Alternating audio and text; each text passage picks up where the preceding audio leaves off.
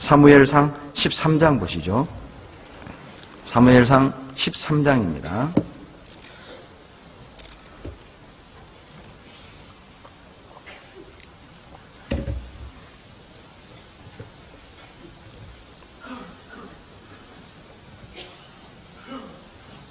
(13장) 14절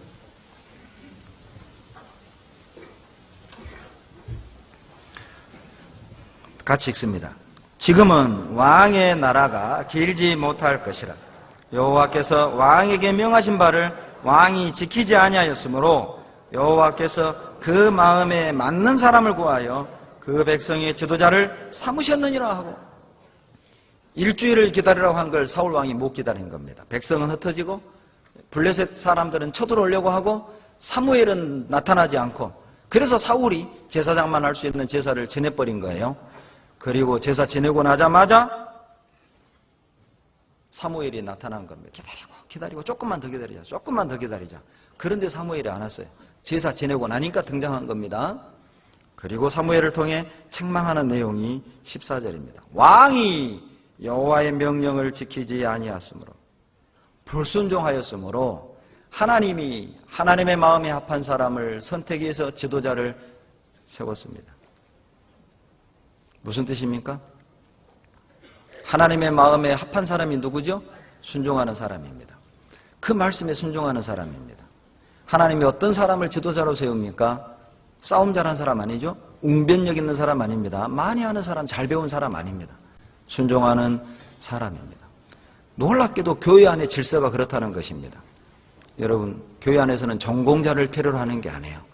주님이 필요로 한 건 전공자가 아닙니다. 찬양을 전공하고 악기를 전공하고 교육을 전공하고 전공자를 찾는 게 아니라 순종하는 사람을 찾는 것입니다. 순종하는 사람을 세우시죠. 불순종하는 사람에겐 영광이 주어지지 않습니다. 그러나 여러분, 불순종에도 나름 이유는 있었습니다. 12절 보시죠. 12절. 이에 내가 이르기를 블레셋 사람은 나를 치러 길갈로 내려오겠거늘 내가 여호와께 은혜를 간구치 못하였다 하고 부득이하여 번제를 드렸나이다. 나름 이유는 있었습니다. 백성들은 흩어지고 블레셋 사람은 쳐들어오고 위기가 온 거죠. 절박했죠. 긴박했습니다. 그래서 제사 지냈습니다. 하나님의 승리를 위해서. 그래도 해서는 안 됩니다. 하나님은 불순종하면서 승리하는 걸 원하지 않아요.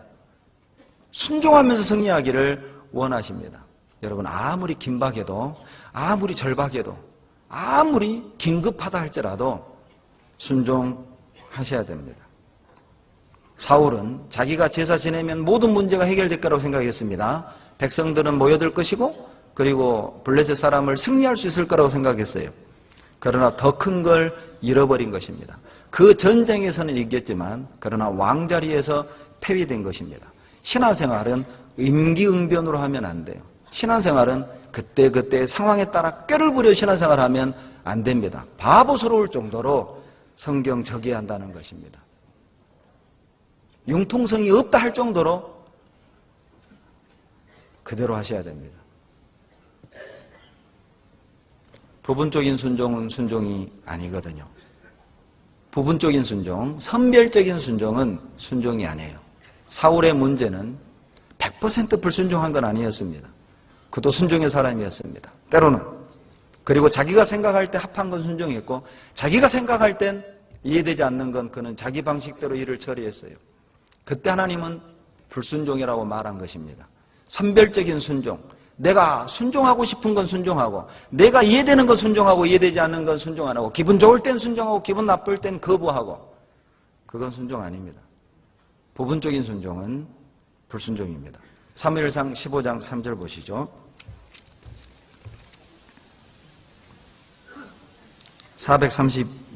431페이지입니다. 3절 같이 읽습니다. 지금 가서 아말렉을 쳐서 그들의 모든 소유를 남기지 말고 진멸하되 남녀와 소아와 젖먹이는 아이와 우양과 약대와 나귀를 죽이라 하셨나이다. 다 죽이라고 그랬잖아요. 한 사람 남기지 말고 짐승도 다 죽여라. 그러나 여러분 4절에 보시면 사울이 백성을 소집했죠. 예했습니다. 주님이 다 죽여라 하셨을 때 사울은 아니요, 그렇게 못합니다. 내가 왜 해요? 이렇게 대답한 게 아니에요. 예! 순종처럼 보이죠? 멋있어 보이죠? 즉각적 순종처럼 보이죠? 백성을 소집했습니다. 전쟁터로 나갔습니다. 놀랍게도 이겼습니다. 그러나 문제는 그 뒤부터입니다. 거기까지는 순종처럼 보였지만 아각 왕은 살렸고 좋은 짐승은 살렸어요. 여러분, 다 살린 게 아닙니다. 수만 명의 아각 사람은 다 죽였어요. 딱 한 명만 살렸다니까요. 모든 수십만 마리의 짐승은 다 죽였어요. 그러나 좋은 몇 마리 살렸을 뿐입니다. 순종 아닙니까? 수만 명 다 죽였으니까요. 여러분, 이걸 비율로 치면 수만 명 중 한 명 살렸다면 99.999999999%를 순종한 거예요. 그러죠? 0.0000001% 불순종한 겁니다. 그런데도 하나님은 그것을 불순종이다라고 말을 했어요. 다 죽였어야 합니다. 완전한 순종이 아니면 순종이 아니에요. 11절을 보시죠. 11절 같이 읽습니다. 내가 사울을 세워 왕 삼은 것을 후회하노니 그가 돌이켜서 나를 좇지 아니하며 내 명령을 이루지 아니하였음이니라 하신지라. 됐습니다. 하나님은 후회하셨습니다. 슬퍼했다는 뜻입니다. 애도했다 그 말입니다. 가슴이 찢어지게 아팠다 그 말입니다. 사울의 불순종으로. 사울은 할 말이 있지 않았겠습니까? 하나님 너무하십니다. 내가 수십만 명 다 죽였습니다. 한 사람 살렸습니다. 수백만 마리 짐승 다 죽였습니다. 그럼 몇 마리 살렸습니다. 그 몇 마리 살린 것도 내가 먹으려고 살린 것도 아니고 하나님께 제사 지내려고. 그렇게 나와요. 9절에 보면. 하나님께 제사 드리기 참 좋은 거거든요. 야, 살 통통이 찌고 깨끗하게 생긴 이거 하나님께 드리면 좋아하겠다? 그러나 하나님이 원했던 건 제물이 아니었어요. 하나님이 원했던 건 제사가 아니었다고요. 하나님이 원했던 건 말씀대로 죽이는 것입니다. 진멸하는 것입니다. 하나님께 순종하는 것입니다. 하나님이 원하는 건 제사가 아니라 그대로 하는 것입니다. 순종이었죠.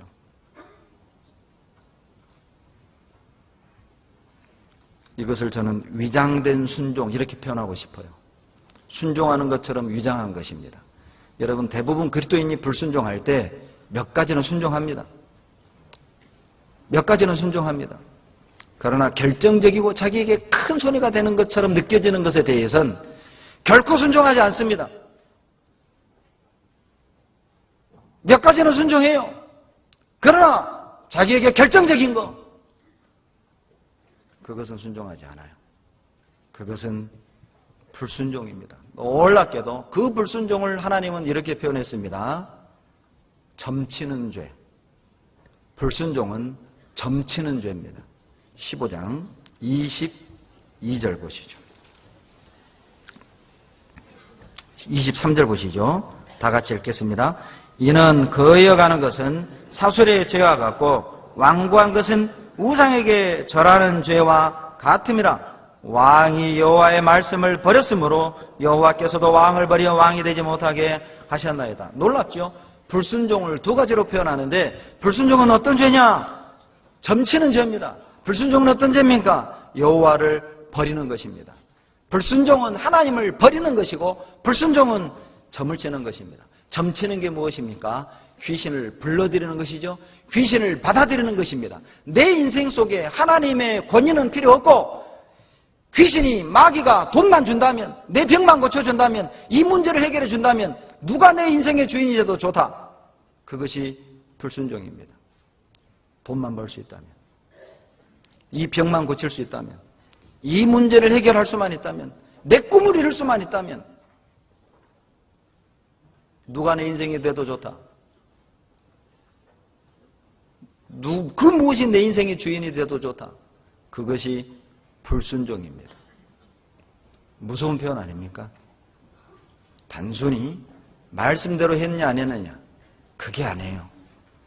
하나님께 내 인생을 지배받느냐, 악한 영에게 지배받느냐의 문제입니다. 더 놀라운 것은 불순종의 배후에는 항상 마귀가 개입되어 있다는 것입니다. 하와가 그냥 불순종한 게 아니었죠. 마귀가 역사했습니다. 나의 불순종 뒤에는 배후에 마귀가 있습니다. 누구의 지배를 받느냐의 문제죠. 여러분, 미국에 사탄교가 있다고 합니다. 사탄교. 그 사탄교에 입교를 하면 항상 새로 입교한 신입단원에는 일을 시킨답니다. 어떤 일을 시키냐? 도적질을 시키든 성적인 죄를 시키든 거짓말을 시키든 부도덕한 일을, 하나님의 법을 어기는 일을 시킨답니다. 왜? 그들은 알아요. 하나님을 거역할수록 더 큰 귀신의 능력을 부여받는 것을. 그래서 의도적으로 이 땅의 법과 하나님의 법을 어기는 미션을 주는 겁니다. 불순종하면 사단의 세력이 훨씬 더 커집니다. 사탄교 제1계명, 사탄교에도 계명이 있다네요. 제1계명이 뭐냐? 너의 뜻대로 할지어다. 네 마음대로 할지어다. 네 기분대로 할지어다. 네 감정대로 할지어다. 네 형편대로 할지어다. 네가 원하는 대로 할지어다. 네가 꿈꾸는 대로 할지어다. 너가 계획된 대로 할지어다. 솔직히 물어보십시오. 내가 결정하는 기준의 근거는 무엇인가? 우리는 결정적일 때 불순종할 때가 덜어 있어요. 가장 중요한 때 순종하지 않을 때가 있어요. 하나님이 정한 교회의 질서를 어기고 무너뜨리면서, 그리고 그것은 교회의 질서 탓이다. 하나님의 말씀에 문제가 있는 것이지 내가 문제 있는 게 아니다. 이렇게 하는 게 뭐가 문제냐? 이것을 통해서 하나님께 제사 드리려는 건데. 사울이 그랬다니까요. 사울이 불순종하려고 불순종한 게 아닙니다. 사울은 2번이나 하나님께 순종했다고 성경에 고백해요. 15장 그렇게 나옵니다. 2번이나. 나는 명령에 순종했습니다. 말씀대로 했습니다.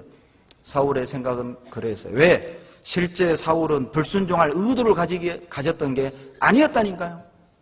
이걸로 주님께 제사드리고 주님을 기쁘게 하기 위해 했을 뿐이에요.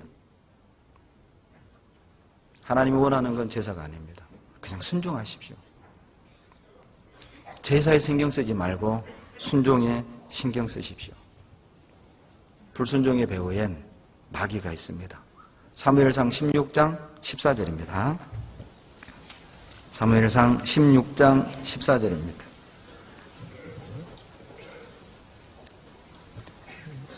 구약 434페이지 같이 14절 읽습니다. 여호와의 신이 사울에게서 떠나고 여호와의 부리신 악신이 그를 번뇌케 한지라.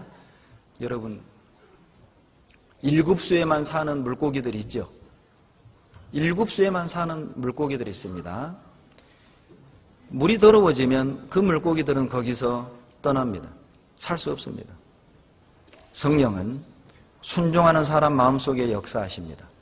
불순종할 때 성령은 그 더러운 마음속에 있을 수 없습니다.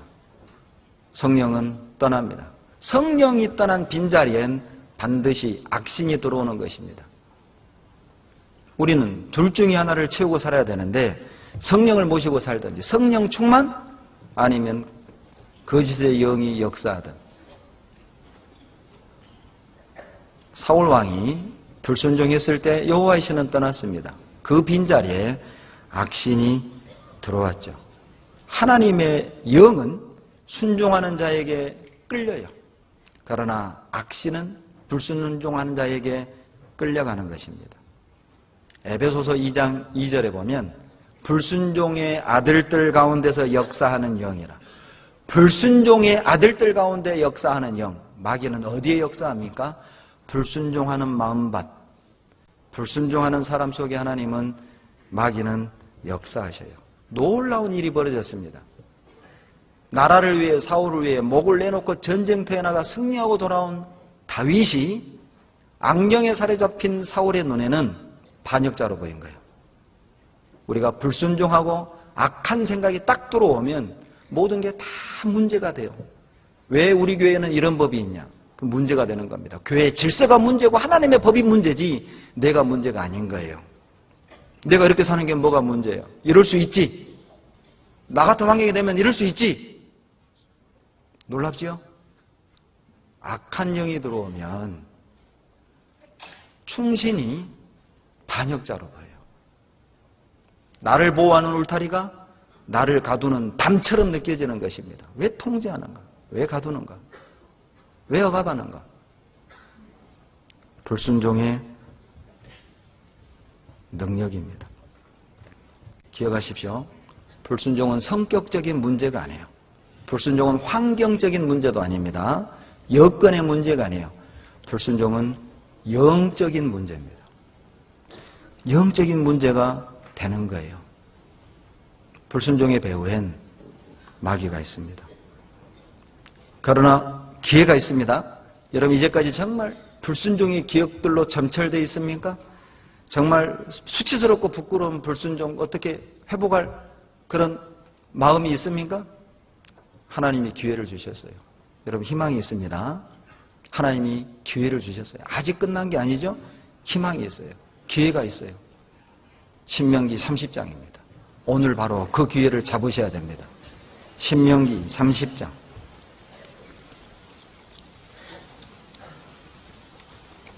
9절